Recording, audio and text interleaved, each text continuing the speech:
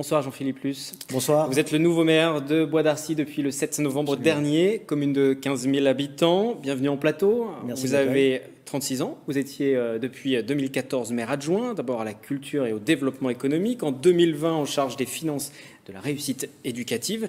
Cela a été de courte durée pour ce deuxième poste d'adjoint, puisque maintenant vous êtes donc le nouveau maire. Vous avez aussi connu l'opposition uniquement sur le mandat de 2008. Finalement, quand on regarde votre carrière politique, elle a été assez rapide. Vous aviez un plan de carrière aussi rapide? Non, mais je ne vous conçois pas la politique comme une carrière d'ailleurs. Hein, le plan de carrière est un peu exagéré, mais c'est vrai que voilà, il y a des histoires qui se créent, notamment avec notre député actuel, Philippe Bennassaya, que j'ai rencontré il y a maintenant plus de 10 ans dans le cadre des élections. C'est lui qui était à l'origine de votre engagement. C'est là aussi où je voulais en venir. Vous avez commencé la politique avec lui. Ouais, c'est ça. Je me suis engagé à 24 ans. En fait, c'est dans le cadre des élections présidentielles et législatives de 2007. Et très vite, j'ai rencontré Philippe à Bois d'Arcy pour la campagne de 2008 et on a continué ensemble ce chemin. En effet, d'abord dans l'opposition, malheureusement en 2008, mais c'est formateur et très intéressant de vivre aussi un mandat dans l'opposition. J'y ai fait 2 ans et puis après, depuis surtout la joie de la victoire en 2014. Et donc ce parcours qu'on fait ensemble finalement, et cette continuité va continuer à travers ce nouveau pas en me laissant la place de maire élu lors du dernier conseil municipal avec les voix de l'équipe évidemment. L'activité politique prend de plus en plus de temps pour vous, mais néanmoins vous gardez votre activité professionnelle? Oui, pour l'instant, je vais équilibrer les deux, évidemment. Évidemment, je suis au service des Arcysiens, donc je vais passer beaucoup plus de temps en mairie. Mais pour l'instant, pour garder aussi ce lien avec l'activité professionnelle qui est important, je vais continuer et équilibrer tout ça de manière intelligente. Alors, on le disait, votre carrière politique est liée à celle de Philippe Bennassaya, l'ancien maire qui a donc démissionné en raison de la loi de non-cumul des mandats. Il est aujourd'hui député et puis il est aussi conseiller départemental. On va l'écouter. Il était présent forcément au dernier conseil municipal lors de votre élection et il était forcément satisfait. C'est une journée qui consacre aussi la continuité des projets, la continuité de l'équipe, ce que j'ai mis en marche, ce que j'ai mis en projet. Donc voilà, je suis à la fois heureux pour Jean-Philippe, heureux pour l'équipe et rassuré parce que tout va continuer comme avant. Et je serai bien sûr là pour continuer à veiller à la bonne application du programme. Votre action va s'inscrire dans la continuité. Mais évidemment, on a été élu sur une liste où il était tête de liste en mars dernier. Les Arcysiens nous ont fait confiance sur un projet et ça serait incompréhensible d'arrêter ce projet et de faire des choses totalement différentes. Donc évidemment, les projets vont se faire et il y a une totale continuité. Il sera d'ailleurs là à nos côtés et à mes côtés assez régulièrement, très régulièrement, pour pouvoir réussir ces projets qui sont...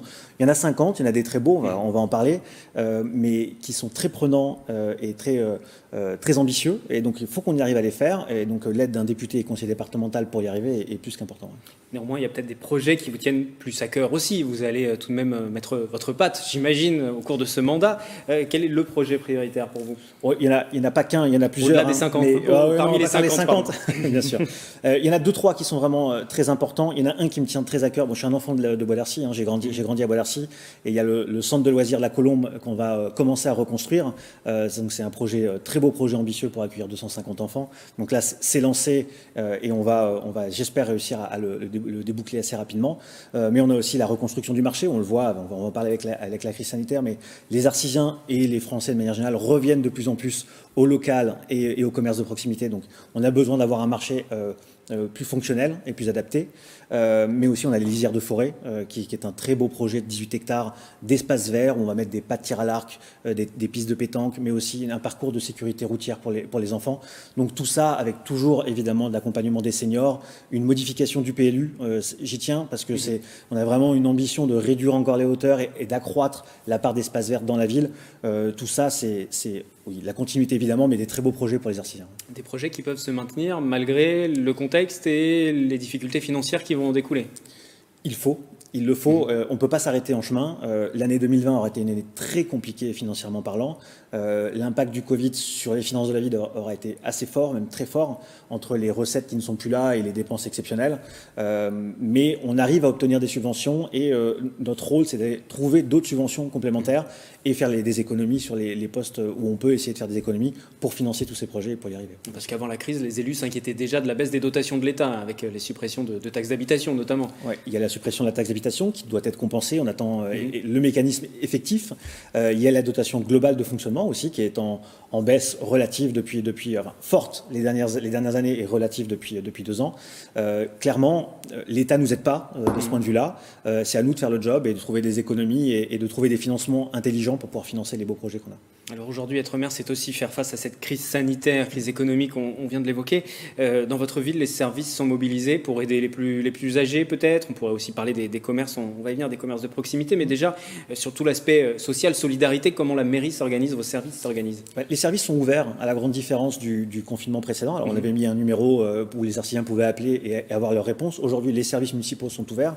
Et évidemment, il y a énormément de personnes, et notamment des seniors, qui sont isolés. Donc on est au contact des seniors. On les accompagne, on essaie de faire des petits événements pour les aider au quotidien. Donc on prend des nouvelles, on échange avec eux, on les fait participer à des événements. Alors en ligne c'est plus compliqué, mais on est vraiment à proximité des seniors. Mais même finalement les services font un travail incroyable. Ils font un travail incroyable quand on voit la rentrée scolaire et on voit comment ça s'est passé avec ce protocole qui est arrivé encore une fois. Après c'est très difficile, je le sais, mais au tout dernier moment, il faut adapter le nettoyage, la désinfection. Et donc moi, je les remercie pour tout le travail qui est fait parce que c'est un vrai gros travail qui permet de garder ce lien avec les Arcisiens, d'aider. On a mis à disposition des masques pour les plus jeunes, donc les élémentaires, qui n'avaient pas de masque jusqu'ici. La bonne nouvelle, c'est que finalement, quasiment tous les parents en avaient donné à leurs enfants. Mais il y avait ce qu'il fallait et on a essayé de répondre présent et on a répondu présent pour accompagner les Arcisiens et notamment les seniors qui sont souvent isolés et là encore plus isolés malheureusement. Donc on est au contact avec eux assez régulièrement. Ouais. Il y a des maires qui ont pris la parole, qui ont pris des arrêtés aussi pour aller à l'encontre en quelque sorte de ce qui avait été décidé par le gouvernement sur l'ouverture des petits commerces. Ça a été votre cas?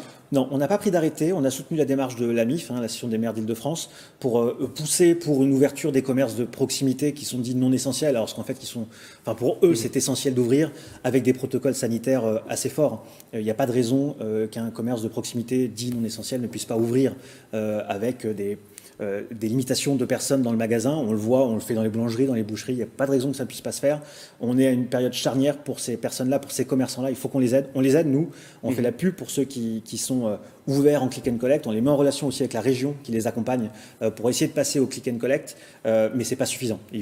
J'espère que l'État va leur laisser cette marge de manœuvre et rouvrir prochainement pour pouvoir passer ce mois de décembre qui est primordial pour les commerçants. Il y a déjà des commerçants, des responsables de petits commerces qui sont venus vous voir pour vous dire là je vais fermer, de toute façon pour l'instant c'est le confinement, moi j'ai fermé pour l'instant mais de toute façon je ne vais pas réouvrir? Non, heureusement on a quand même des commerçants qui tiennent bon, qui tiennent bien la barre. C'est très compliqué pour eux évidemment. On a des restaurateurs qui n'ont pas ouvert, qui n'ont même pas voulu faire de vente à emporter en disant pour moi je fais plus d'économies à fermer tout simplement. Plutôt que de gérer les stocks. Plutôt que de gérer les stocks et gérer quand même ces livraisons qui sont compliquées à gérer. Aujourd'hui on n'a pas eu d'alerte directe de commerçants qui vont fermer, mais on est vigilant, on est très vigilant parce qu'évidemment les semaines à venir vont être très compliquées et le début de l'année prochaine va être très compliqué.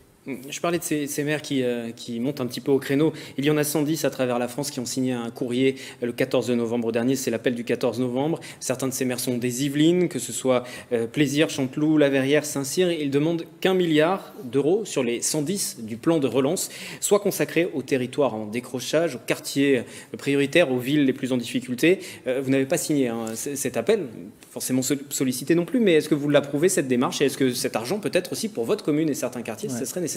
Alors, je n'ai pas été sollicité parce que pour le coup, Bois-d'Arcy, on a un peu de chance et même beaucoup de chance. On n'est pas dans des quartiers prioritaires et des quartiers en difficulté. Je soutiens évidemment la démarche. Il faut aider. On voit le désespoir qu'il peut y avoir dans certaines communes et dans certains quartiers. Il faut aider ces jeunes qui n'arrivent pas à avoir d'emploi en ce moment parce que c'est très compliqué, qui avaient des jobs étudiants et qui ne peuvent pas les maintenir et donc du coup sont en difficulté pour se loger.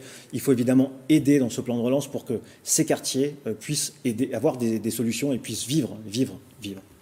Une dernière question sur une note peut-être plus optimiste. Ouais. La première réalisation de votre ville, ce sera quoi sous votre début de mandat? Première réalisation, premier projet qui va voir le jour? J'espère très bientôt, en tout début d'année prochaine, réussir à passer au zéro plastique et au circuit court dans la restauration scolaire. Et après, il y a plein d'autres projets qui vont arriver au cours de l'année 2021, et notamment les budgets participatifs. On a été une équipe depuis 2014 de proximité avec les Arcisiens. On va continuer avec toutes les réunions publiques, les Facebook Live et cette continuité passe aussi par l'interaction continue avec les Arcisiens, et la mise en place des nouveaux conseils de quartier et des budgets participatifs vont dans cette démarche-là et pour mettre encore plus les Arcisiens au centre de l'action. En espérant que 2021 soit effectivement une année un petit peu plus calme. Espérons. Merci Jean-Philippe Luce d'être venu sur Merci ce plateau. à vous. Vous êtes le nouveau maire donc de Bois d'Arcy. Merci.